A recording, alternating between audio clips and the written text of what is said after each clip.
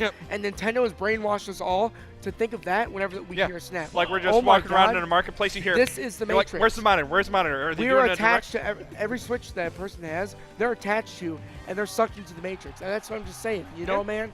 It's crazy, man. Right, Gooshi? If it's right, spam that Gooshi in chat. Oh. There we go.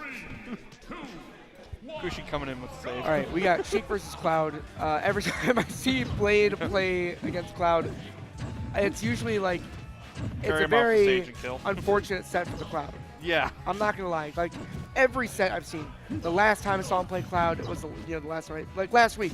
Yeah. The most notable set I always think of whenever I see Blade play against Cloud is him against Eureka at the Arcadian 2. Ooh.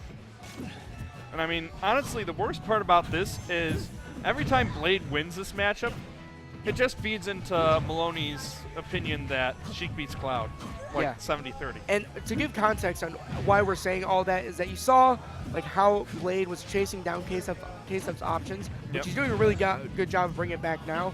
But for a moment there, Blade was being super dominant against everything that Ksev was, choosing to try to get out of disadvantage. Blade typically, he caught the roll. Not be doing that. Blade typically wins neutral and then just puts Cloud in disadvantage for a very long time.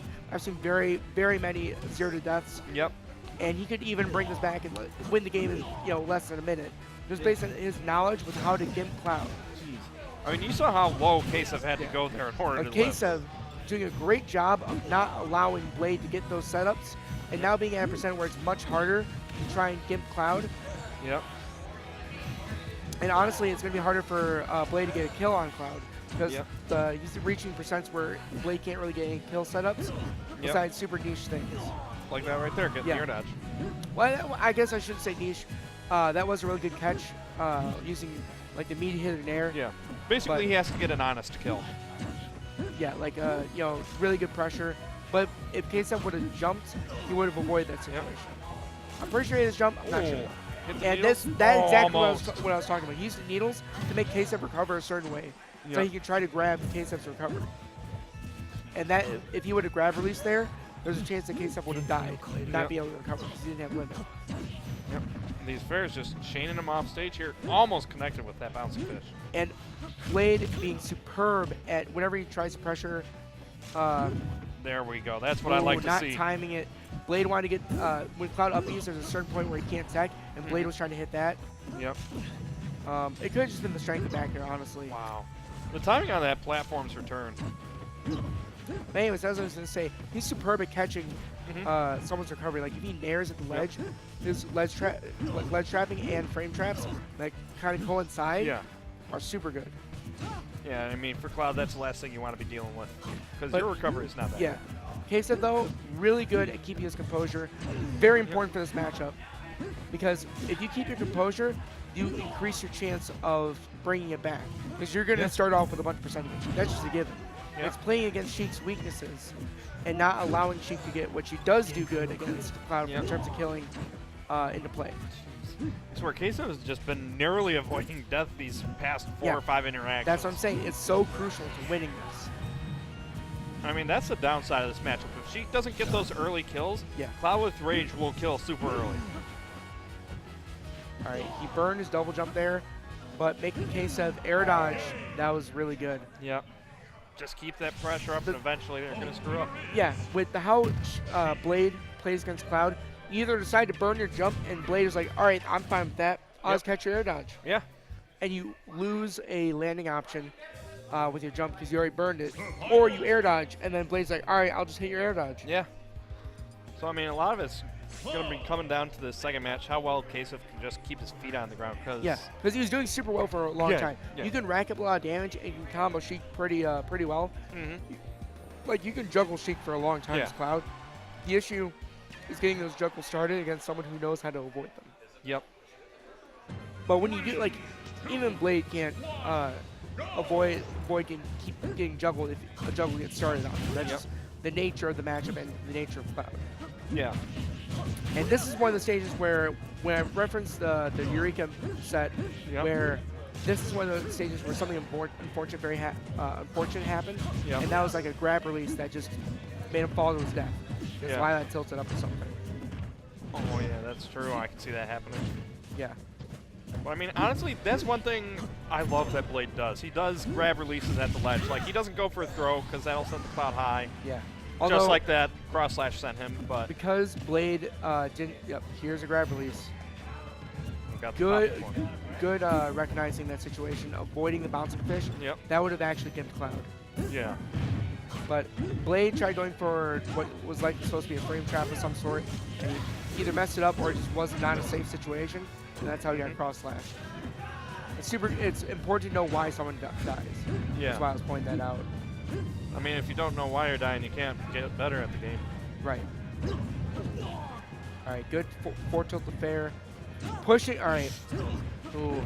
Blade wasn't exactly reacting to that, or he likely missed the input that he wanted to get that up smash. But it was super good to recognize that Ksev was going to have to tech there if that's where he wanted to land. Yep. Right now, Ksev just slowing things back down to his pace here.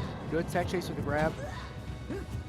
Good catch with the air. The reason that was good, Blade had to tech there, and Ksev was trying to get as much guaranteed damage as possible. Yep. And then trapping. Oh, he's dead right now. Dang. Yeah, that whole sequence was Ksev trapping Blade's landings. Yeah.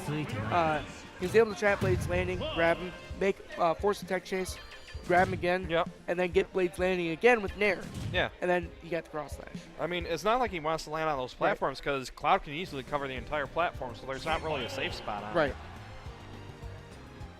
So going back to Smashville here. Wait, no, first game was on Town and City. Never mind. Town and City. Although Ksev must have banned FD because usually people either ban FD or Smashville, but you should remember This is who Sheikville. does. Oh. Oh no. All right. Well, this is best of 5. Familiar faces. All right, dog. Who sings that song? You don't remember that I'm band horrible either? with Me names. neither. But it is part of Gooshi's highlight reel that highlighted that kind of situation. I was actually just about to mention that before Blade unfortunately got footstooled. Yeah.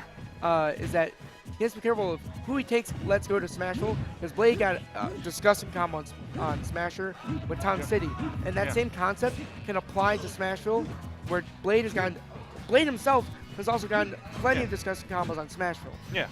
I mean, you just look at how this matches. It's like he died at that early percent. It's still a relatively even game. Ooh. I'm not sure if Blade missed the turnaround on his grab, but that's probably what he wanted, is to turn around and grab that roll. All right. Not a safe down air. Ksev didn't auto-cancel it, and Blade was able to get a free grab off of it, allowing him to push him off stage. And now Blade can just keep pressuring Ksev. Ooh. Yeah, yeah. I mean, he just really forced the issue on that stage. Just constant pressure, forcing him onto that platform and just carrying him. If Ksev would have air dodged that bouncing fish, there's a chance that Blade would have just frame trapped it anyways. Because of the position that he was in, I'm not sure how much lag he would have had landing on the platform. I mean, this is a long shot, but there's also a chance he could have ledge canceled it on the platform. Yep. Allowing him to just keep pressuring Ksev. And that's, you can see that being applied throughout the whole set. And Ksev was able to take game 2 by keeping his composure, just like I mentioned at the beginning of the set. And that's the way that he's been keeping his his shot in the game. Yep. And keeping it even. Yeah, and with no platforms to help Blade continue those combos all the way to blast them unless they're moving. Good catch on Blade's spot. defensive options. Yep. Ksev's likely starting to notice that Blade rolls a lot, especially after he hits your shield. Like I've seen Blade do forward tilt in a roll a bunch. I mean, a lot of it is just wanting to get out of that constant pressure that Blade's been creating because. All right, so Blade bouncing fish Ksev, right? He hit him, went out to the platform. Yep. You would assume he'd be safe, right? But he actually put himself in a position where Ksev could pressure him. So that for that moment, Ksev was able to get some good damage on Blade. Yeah. And any amount of damage on Sheik is good damage. Yeah, because I mean, at this point, with this much rage, possibly kill percent. Ooh, nice Ksev defense. was likely trying to catch Blade, not doing a true combo. Good DI Ksev. And that's why his limit went away. He burned his limit, if y'all didn't notice. And then Blade mixed up Ksev's DI with an up air. Just there's a certain way that you can drift where it makes it underreact, I'm pretty sure. Yeah, it's really weird how that works out. This could be death. Yep. Oh, actually able to Magna Hand his way back up there.